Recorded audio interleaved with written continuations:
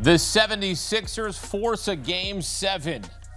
And what a play this was right here in this game. Paul George to the trailing VJ Edgecombe to make it a 15-point lead as the 76ers win it 106-93, holding Boston under 100 points in back-to-back games, force a Game 7 in Boston Saturday. Here we go. Let's welcome in CBS Sports HQ NBA analyst John Gonzalez and Noah Bono. And John, look, for the Philadelphia 76ers here, the difference, second and third quarter, they outscored the Celtics 62-40 in both of those quarters. For Joel Embiid, third game back from the emergency appendectomy, 19 points, 10 rebounds, 8 assists, 34 minutes. He's doing push-ups when he gets knocked down to the floor in the fourth quarter. What did you see out of the 76ers here, specifically in that third quarter where they pulled away? Yeah, I mean, it played really well at both ends of the floor. And this is for people who aren't maybe as keen of observers of the Philadelphia 76ers in their history, especially against the Celtics, as maybe I am. I didn't anticipate this kind of effort. Once they win that Game 5 in Boston, where they now have won 2 games on the road in Boston, that's set up for a classic Sixers faceplant, right? You go back to Philadelphia, you lose in front of your home crowd, everybody goes into the offseason and people call into the local radio and complain about the Sixers. For them to come out and not only answer the bell, but play all 4 quarters and play excellent in the second half and never take their foot off the gas, all 5 starters in double figures. You mentioned Joel Embiid playing 34 minutes. He's 21 days removed from an appendectomy. He's not only doing push-ups, he's diving for loose balls. I mean, the scar tissue hasn't healed yet. Maxey was excellent again, 30 points from him. Paul George, who has been much maligned. Last year, not a great year for him. This year, he's been good, but he was also suspended for 25 games for violating the substance abuse policy. He had an excellent game. Oubre goes for a double-double. Nick Nurse tightens up his rotation. This is a Sixers team that is unrecognizable to me, as are the Celtics, who I thought were going to sweep this series. This is I still think they're the favorites for Game 7, but you got to wonder what's going on with Jason Tatum. And then that offense, when they don't have their shot falling, they're gettable. Tonight, just 29% from 3, they were gettable. It's really concerning, too, when you're Boston and you come out and you really boat race Philadelphia in Game 1, and then you play them in Game 4 when Embiid gets back. And everybody kind of looks at it when they go up 3-1 as like, maybe they shouldn't have brought Embiid back. And now here we are, a Game 7 coming up on Saturday. And really, when you look at what Philly's done, John's right. They look like a completely different team right now. They look like the connected, gelled group that at a couple moments in this year they showed flashes of. But Joel Embiid, Tyrese Maxey, and Paul George have only played 38 total games together. Like last year, 15. This year was 23.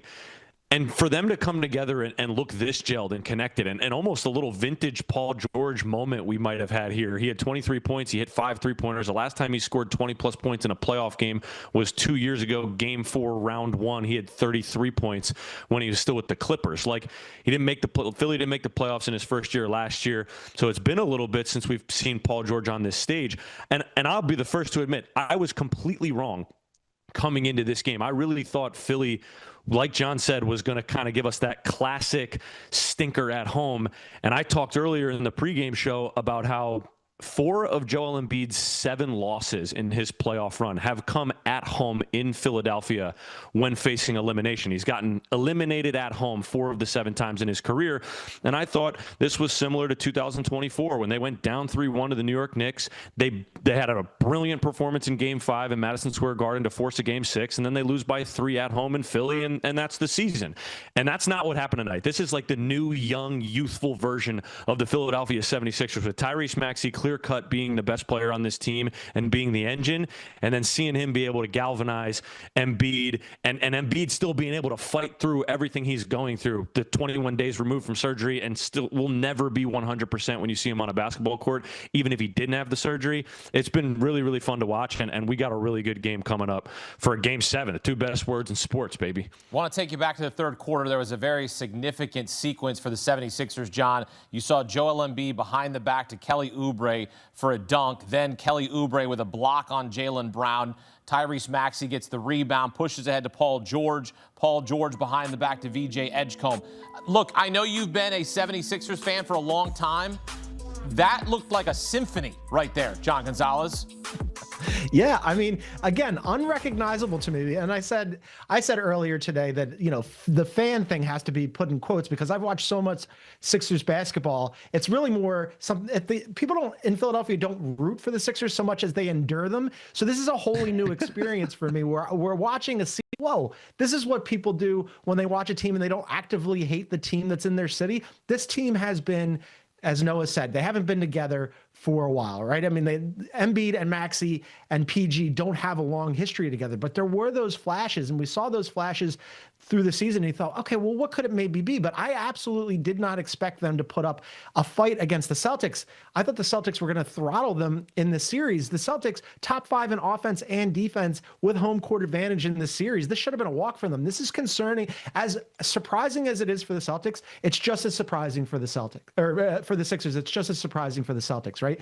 I mean, this is concerning for them going into Game 7. They're going to be at home, and you would think that they'll still have the advantage, but all of a sudden, the Sixers have made them work in a series where they shouldn't have had to work this hard against Philadelphia. I mean, not knowing if Embiid is going to come back, not knowing what you're going to get out of PG, having to rely on Kelly Oubre in that starting 5. Edgecombe being a rookie and a fantastic rookie, but still a rookie in the postseason. There's a learning curve there, right? Well, the Sixers have answered all of those questions. They go into Game 7 playing with house money. They have no pressure and no expectations on them. All of the pressure and all of the expectations will. Concerning here for Boston is the fact that their star, Jason Tatum, went to the locker room in the third quarter with a left calf injury, not the same leg that he unfortunately suffered the ruptured Achilles. It was a right Achilles last May in the playoffs. Just returned in March, a heroic effort for him to come back from that injury. And now, Noah, he's dealing with this left calf injury, massive amount of concern going into this Game 7.